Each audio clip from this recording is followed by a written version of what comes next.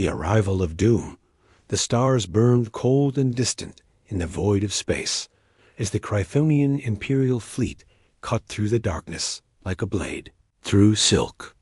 400 warships moved in perfect formation, their hulls gleaming with the polished crimson metal that had become synonymous with conquest across 83 worlds.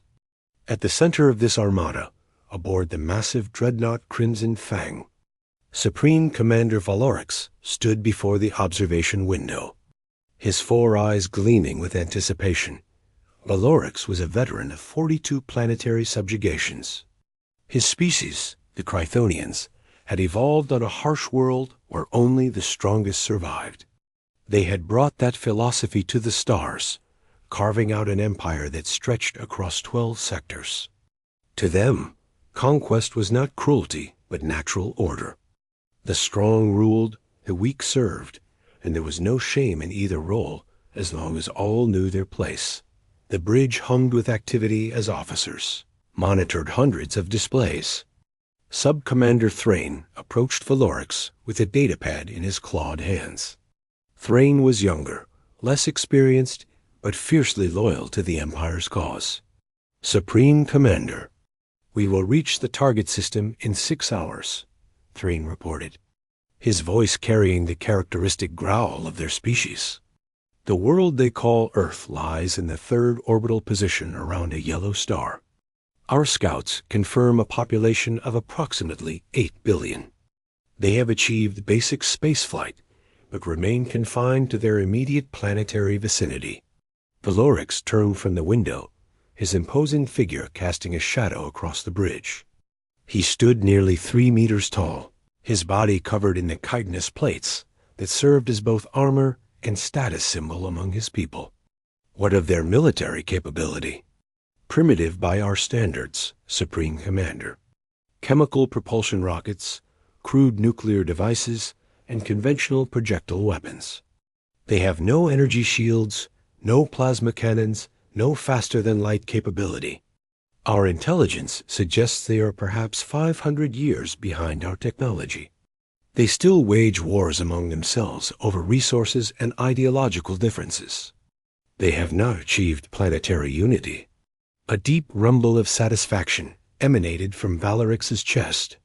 Divided and primitive. This will be swift. How many ships does our protocol recommend for a world of this size? Standard doctrine suggests 100 ships, Supreme Commander. We bring 400 because the Chrythonian Empire does not simply conquer. We make examples. This world will see our might and understand that resistance is futile. Their surrender will be absolute and immediate. Prepare the subjugation transmission. I want every human on that planet to hear our terms. As you command, Supreme Commander. Far across the void, on the blue and green world called Earth, humanity went about its daily existence, unaware of the doom approaching from the stars. In cities across the globe, people worked, loved, argued, and dreamed. Children played in parks. Markets bustled with commerce. Scientists studied the cosmos, never suspecting that the cosmos was studying them back in a facility hidden deep beneath the Rocky Mountains. However, a different story was unfolding. The North American Aerospace Defense Command had detected something impossible. Colonel Marcus Webb stared at his screen with growing dread as the numbers refused to change, no matter how many times he refreshed the data. Confirm the readings, he ordered his team. His voice tight with controlled tension. Lieutenant Sarah Park worked frantically at her console. Sir, we have confirmation from 3 separate satellite arrays. Multiple objects entering the solar system at impossible speeds. They are decelerating now, approaching Mars orbit. Sir, the mass readings suggest these are ships. Hundreds of them. The words hung in the air like a death sentence. Webb felt his mouth go dry. He had trained for missile launches, terrorist attacks, natural disasters. But this? Humanity had always wondered if they were alone in the universe. Now they had their answer, and Webb suspected it was not going to be a friendly one. Get me the president. Get me everyone. Sound the global alert. This is not a drill. Within the hour, every major government on Earth knew the truth. An alien fleet had entered the solar system, and they were coming toward Earth. The response was immediate and chaotic. Stock markets crashed. Religious leaders called for prayer. Scientists demanded observation and communication. Military commanders urged caution and preparation. The United Nations convened an emergency session as world leaders joined by secure video conference from bunkers and command centers across the globe. President Catherine Hartwell sat in the Situation Room beneath the White House, surrounded by her top advisors and military commanders. The screens showed similar scenes from Moscow, Beijing, London, Paris, Delhi, and dozens of other capitals. For once, old enemies and allies alike shared the same expression, fear mixed with determination. How long until they reach Earth? Hartwell asked General Raymond Stone, chairman of the Joint Chiefs of Staff. At their current speed, approximately 18 hours, Madam President. They have not responded to any of our communication attempts. They are simply approaching in what our analysts describe as a standard invasion formation. Invasion, the Russian premier said from his screen. You are certain of this? 400 warships do not approach peacefully, General Stone replied flatly. We must assume hostile intent. The Chinese chairman leaned forward. What are our options? Can we fight them? Stone exchanged glances with Hartwell. The moment had come. The secret that only a handful of people in each government knew was about to be revealed. Madam President, with your permission? Hartwell nodded. Tell them about Fortress Protocol. A murmur ran through the various screens as leaders who did not know the secret leaned forward with sudden interest. General Stone pulled up a classified file that began displaying on all screens simultaneously. In 1962, during the height of the Cold War, both American and Soviet scientists began to ask a question. What if the real threat came not from each other, but from outside? What if hostile aliens existed and found Earth? This question led to a secret initiative that continued even after the Cold War ended. We called it Fortress Protocol. Images began appearing on the screens. Satellites that were not quite what they seemed. Mining operations on the moon with hidden purposes. Asteroid belt installations disguised as research stations. Underground facilities that appeared on no public maps.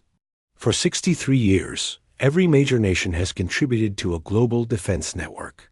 We built it in absolute secrecy, hiding the installations in plain sight. We developed weapons specifically designed to fight an enemy with superior technology. We asked ourselves, how do you fight someone more advanced? The answer, you do not try to match their technology. You use what they will not expect. The British Prime Minister spoke up. What kind of weapons are we discussing? Kinetic kill systems, electromagnetic pulse arrays, mass driver cannons, stealth mine networks, quantum disruption devices, and several experimental systems that have never been tested in actual combat. We also have a fleet of automated defense drones, approximately 15,000 units, each carrying conventional and nuclear payloads. The room fell silent as the enormity of the revelation sank in. The Indian Prime Minister was the first to speak. You built a secret military network spanning the solar system and told no one? We told those who needed to know, Hartwell said firmly. And now everyone needs to know. The question before us is simple. Do we attempt to negotiate with these aliens? Or do we activate Fortress Protocol and fight?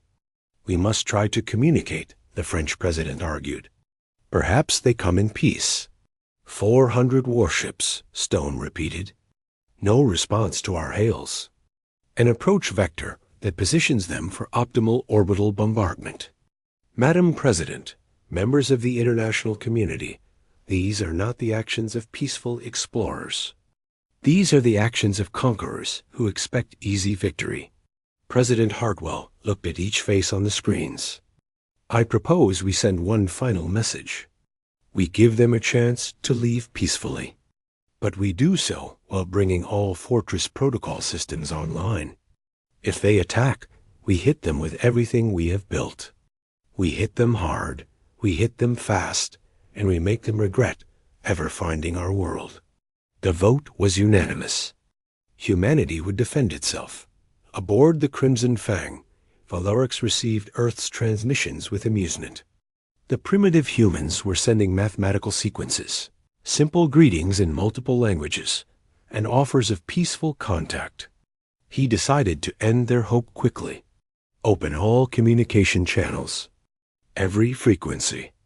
I want every human to hear this.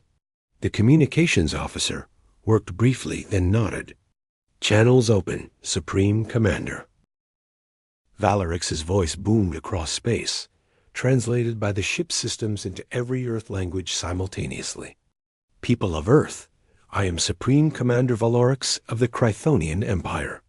Your world has been selected for incorporation into our domain. You have 24 hours to surrender unconditionally. All military forces will stand down. All governments will transfer authority to Chthonian administration. Compliance will result in your survival as a subject species. Resistance will result in extinction. You have 24 hours. Choose survival. The transmission ended. Valorix turned to Thrain with satisfaction. They will spend their final hours in panic and despair. When we return for their answer, they will beg to serve us. But Valorix did not understand humans. He had conquered species that surrendered out of fear, species that fought and lost, species that simply accepted the inevitable. But he had never encountered a species like humanity, a species that had clawed its way up from the caves to the stars through sheer stubborn determination. A species that viewed surrender as worse than death.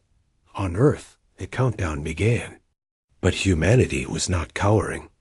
Across the planet, in hidden bunkers and secret facilities, weapon systems that had waited decades for this moment hung to life. On the moon, massive electromagnetic cannons emerged from beneath false mining equipment. In the asteroid belt, stealth platforms activated their targeting systems. In orbit, thousands of satellites that had appeared to be space debris suddenly began moving with purpose. General Stone stood in the Joint Command Center established for Fortress Protocol, watching screens that showed the alien fleet maintaining position near Mars. They were waiting, confident in their superiority, certain of human weakness. All systems report ready? General, an officer reported. Fortress Protocol is fully operational. We are ready to engage on your command. Stone looked at President Hartwell, who had joined him in the command center. Madam President, once we fire the first shot, there is no going back. This will be total war. Hartwell's expression was steel. They came to our home. They threatened our children. They expect us to surrender. General Stone, when that 24-hour deadline expires, you will show them what humans do to those who threaten our world. You will show them that Earth bows to no one. Yes, Madam President. The hours ticked away. Across Earth, billions of people prepared for what might come. Some prayed. Some gathered with loved ones. Some volunteered for civilian defense forces. But none surrendered. The message was clear from every nation, every culture, every human heart. They would fight. Valorix watched the countdown with satisfaction, expecting a desperate plea for mercy as the deadline approached. Instead, he received a simple message in clear language. Your 24 hours have expired. Leave our system now, or face the consequences. Valorix laughed, a harsh sound that echoed through the bridge. Consequences? These primitives dare threaten us? Thrain, prepare the fleet for orbital bombardment. We will burn their major cities as a lesson. then we will accept their surrender. Yes, Supreme Commander. Moving the fleet into attack formation around Earth, the Chrythonian armada began its approach, ships moving with practiced precision into positions for planetary assault. They had performed this maneuver dozens of times before. It always ended the same way, with the target world in flames and survivors begging for mercy. But as the fleet crossed into high Earth orbit, something unexpected happened. General Stone, watching from the command center, saw the alien ships move into the exact positions Fortress Protocol had predicted they would. Every weapon humanity had built was aimed and ready. Every system was charged and waiting. Every soldier, every scientist, every person who had worked on this defense network for decades held their breath. Stone gave the order that would change human history forever. All stations, weapons free. Fire everything. Show them what we are made of. And Earth struck back with the fury of 8 billion souls who refused to kneel. Humanity's wrath unleashed. The void of space erupted into chaos as Earth's hidden arsenal revealed itself in a symphony of destruction that caught the Chrythonian fleet completely unprepared. The first strike was invisible, silent, and utterly devastating. Electromagnetic pulse generators, hidden within what appeared to be weather satellites and orbital debris, discharged simultaneously. The coordinated burst released enough electromagnetic energy to light up sensor screens across the solar system. 60 Chrythonian ships that had moved into the tightest formation suddenly went dark. Their shields flickered and died. Their engines cut out. Their weapons powered down. The vessels became nothing more than dead metal coffins drifting in orbit. Their crews trapped inside as backup systems struggled to activate. Supreme Commander Valorix felt the deck of the Crimson Fang shudder beneath his feet. Alarms screamed across the bridge as officers shouted reports in overlapping chaos. Shield generators offline. Main power fluctuating. We have lost contact with the 3rd and 7th battle groups. Emergency systems activating. Auxiliary power coming online. What is happening? Valorix roared, his 4 eyes blazing with fury and confusion. What did they do? Before anyone could answer, the second wave hit. From the lunar surface, concealed beneath decades of accumulated dust and disguised mining equipment, 12 massive railgun installations emerged. Each cannon was 3 kilometers long, built into the moon's very structure. They had been constructed slowly over 30 years, piece by piece, always hidden from casual observation. Now they revealed their true purpose. The railguns fired in perfect synchronization.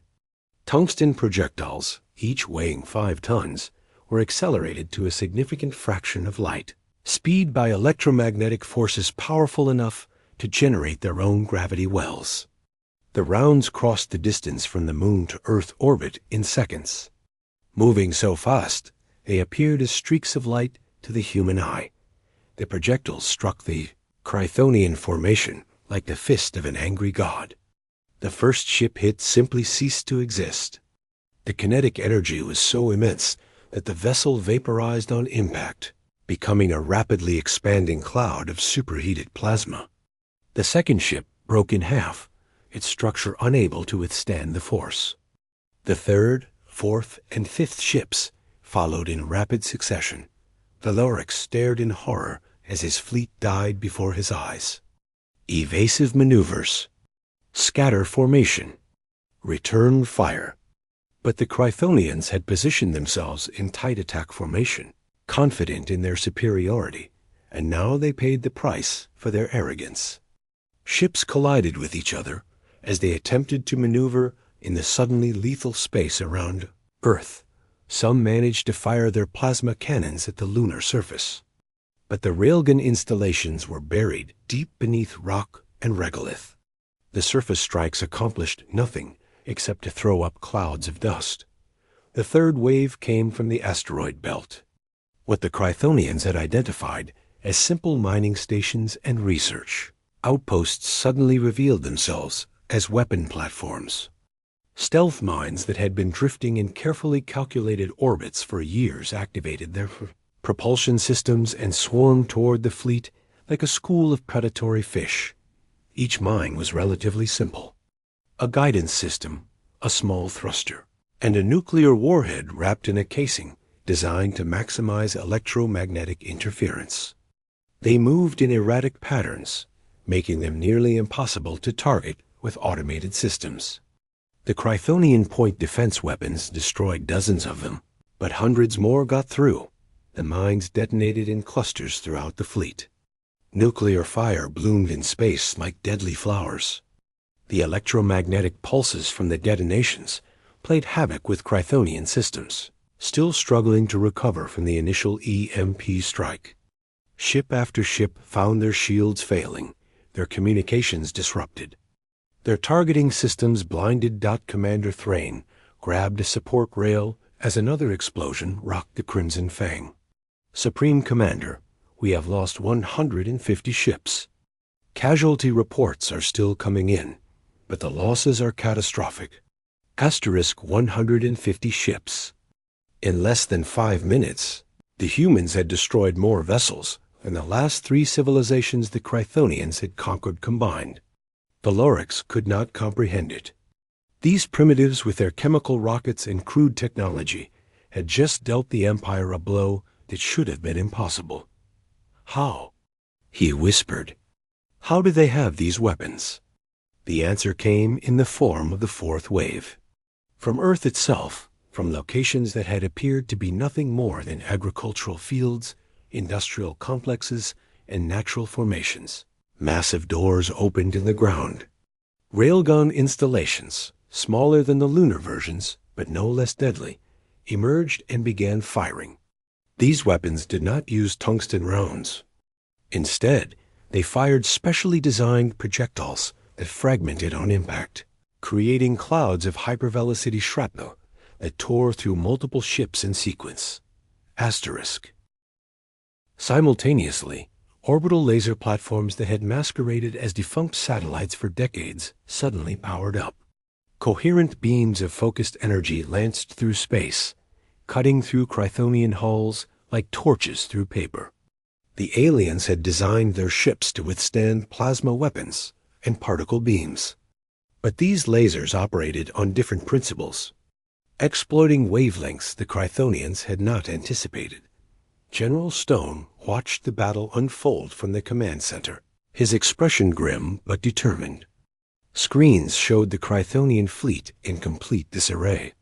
The advantage of surprise was total, but Stone knew it would not last. Soon the aliens would adapt, and then the real fight would begin. "Deploy the drone swarm," he ordered. "All 15,000 units. I want them in attack formation within 2 minutes." Across Earth's orbital space, concealed launch bays opened. The drones emerged in a coordinated stream, each unit about the size of a small car. They were not sophisticated machines. Each one had basic guidance, simple maneuverability, and a single weapon, a nuclear warhead calibrated for maximum effect. Against shielded targets, the swarm moved like a living thing, flowing around disabled Chrythonian vessels and converging on the ships that still had power and weapons. The aliens tried to shoot them down, but there were too many coming from too many directions. The drones did not fly in straight lines or predictable patterns. They juked and weaved, using each other as cover, sacrificing some units to get others through. When they reached their targets, they did not hesitate. One by one, the drones slammed into Chrythonian ships and detonated. Nuclear fire consumed shields and armor. Hulls ruptured. Atmosphere vented into space. Crew compartments were exposed to the void. The Chrythonian fleet, which had entered Earth orbit with 400 ships, was being systematically torn apart. Valorix stumbled as another explosion rocked the Crimson Fang. Blood ran from a cut on his forehead where he had struck a console. Around him, the bridge was in chaos. Half the stations were unmanned, their operators dead or injured. Fires burned in several sections despite the automated suppression systems. The main view screen showed a nightmare vision of his fleet dying in flames. "Status report," he demanded, his voice hoarse from shouting over the alarms. Thrain, his uniform torn and scorched, pulled himself to his feet.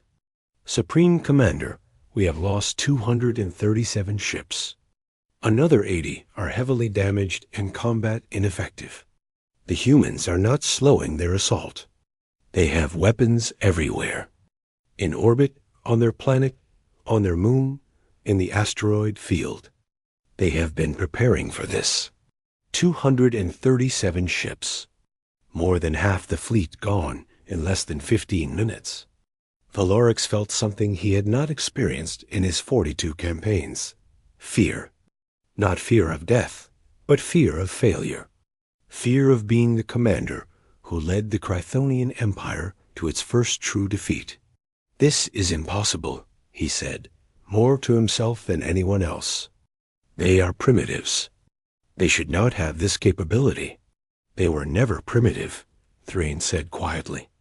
"They were hiding, pretending to be weak while they prepared. Supreme Commander, we have been deceived." Valorix looked at his second-in-command, seeing the truth in Thrain's eyes. The humans had let the Chthonians think they were easy prey. They had appeared divided and backward, all while secretly building a defense network that spanned their entire solar system. It was a level of long-term strategic planning and deception that Valorix had to grudgingly admire even as it killed his fleet. "Can we win?" he asked, already knowing the answer. "No, Supreme Commander. Not today. If we remain, they will destroy us all. We must retreat." The word tasted like poison in Valorix's mouth. Retreat. Withdrawal. Defeat. The Chthonian Empire had not retreated from a conquest in 3,000 years. But the alternative was the annihilation of his entire fleet. Order all ships to break orbit. Emergency withdrawal. Maximum speed. Get us out of range of their weapons. Even as the orders went out, Earth was not finished. From the far side of the moon, from positions the Chthonians could not have detected, came the final surprise. Experimental quantum disruption weapons, devices that had been theoretical until 5 years ago, activated for the first time in combat. The weapons created localized disruptions in space-time itself. Chthonian ships attempting to flee suddenly found their engines, failing as the quantum fields that powered their faster-than-light drives became unstable. 3 vessels trying to escape simply exploded as their own engines tore them apart from the inside. Others found themselves unable to accelerate, trapped in normal space as human weapons continued to pound them. "They are preventing our withdrawal." An officer screamed. "The quantum fields are disrupted. We cannot achieve faster-than-light velocity." Valorix made a decision that would haunt him for the rest of his life. Abandon the damaged ships. All vessels with functional engines initiate sublight retreat toward the outer system. We will escape beyond range of their disruption field, and then jump to faster than light. Move now. The Chthonian fleet broke apart. Ships with working engines accelerated away from Earth at maximum sublight speed, abandoning their crippled comrades. Those left behind either surrendered, sending desperate pleas for mercy, or died as human weapons finished them off. The sight of proud Chthonian warships fleeing from a world they had come to conquer was broadcast across the galaxy by automated observation posts. The Empire's invincibility had been shattered, but humanity was not interested in letting them escape to tell the tale from a position of strength. General Stone had anticipated the attempted retreat. Launch pursuit force. I want their command ship destroyed. No mercy. No survivors from their leadership. They came here to exterminate us. We will show them what extinction looks like. From hidden bays on the dark side of the moon, Earth's secret weapon emerged. 40 spacecraft, each one built using a combination of human ingenuity and reverse-engineered. Alien technology from crashed vessels recovered over the decades. They were small, fast, and carried weapons specifically designed to kill fleeing targets. The pursuit force screamed after the retreating Chrythonians like hunting wolves after wounded prey. They closed the distance rapidly, their engines pushing them to speeds the aliens had not anticipated humans could achieve. When they entered weapons range, they opened fire with everything they had. Valorix watched in his view screen as the human ships overtook his rear guard. They moved with a coordination that suggested either highly skilled pilots or advanced artificial intelligence guiding them. Their weapons were different from the earlier attacks, designed specifically for this phase of the battle. Missiles that could track targets through evasive maneuvers. Beam weapons that could maintain coherence over long distances. Kinetic rounds that accelerated continuously until impact. His rear guard died bravely, but quickly. Then the human ships pushed forward, targeting the next line of vessels. They were not trying to destroy every ship. They were hunting for something specific. They are targeting the command ships, Thrain realized. They are trying to kill us specifically. They want to decapitate our leadership. Valorix understood then. The humans were not just defending themselves. They were sending a message to the galaxy. Do not threaten Earth, or we will hunt you down and kill you. It was brutal, efficient, and terrifying in its implications. Divert all power to engines, he ordered. We must reach jump distance. The Crimson Fang shuddered as human weapons impacted against its weakened shields. The ship was dying by centimeters, systems failing one after another. But it was still moving, still fighting to escape. Valorix could see the jump threshold approaching on his displays. Just a few more minutes, and they could escape into faster-than-light. Beyond the reach of human weapons, then human ship. Smaller than the others, but moving with incredible speed, broke through the defensive formation. It ignored the other Chrythonian vessels entirely, driving straight for the Crimson Fang with single-minded determination. Valorix recognized what it was, a kamikaze drone, piloted by artificial intelligence, carrying the largest warhead the humans could fit on such a small frame. Destroy it, he ordered. All remaining point defense, fire. The Crimson Fang's weapons converged on the approaching drone. Lasers, plasma bolts, and kinetic rounds filled space. The drone weaved through the fire with impossible precision, its eye calculating trajectories faster than any biological mind could process. It took hits, armor ablating, systems failing, but it kept coming. Valorix watched it approach, knowing he could not stop it. In his final moments, the Supreme Commander understood something important about the species he had come to conquer. Humans did not fight like other species. They did not calculate odds and surrender when defeat seemed inevitable. They fought with a desperate creativity born of being weak for so long. They fought with the cunning of survivors who had clawed their way to the top of their world's food chain. They fought with the absolute conviction that surrender was never an option. The drone struck the Crimson Fang amidships, penetrating deep into the vessel before detonating. The antimatter warhead created a miniature sun that consumed the mighty dreadnought from the inside out. Valorix, Thrain, and 3,000 crew members died instantly, vaporized in the unforgiving fire. The remaining Chrythonian ships, now leaderless and broken, scattered into the outer solar system. Some managed to reach jump distance and fled into faster-than-light, carrying news of the disaster back to their empire.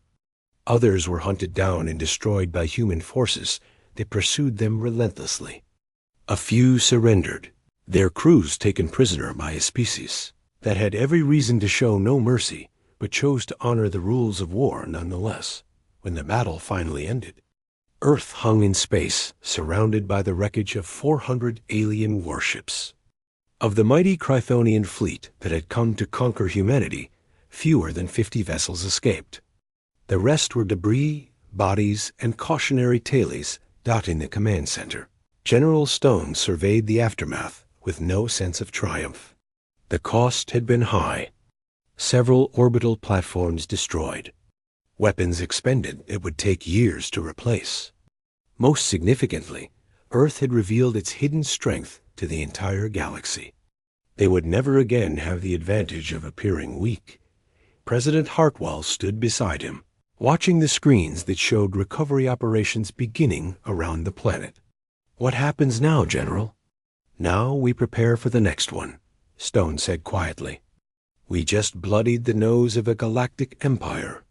They will either leave us alone out of fear, or they will come back with everything they have. Either way, Earth cannot hide anymore.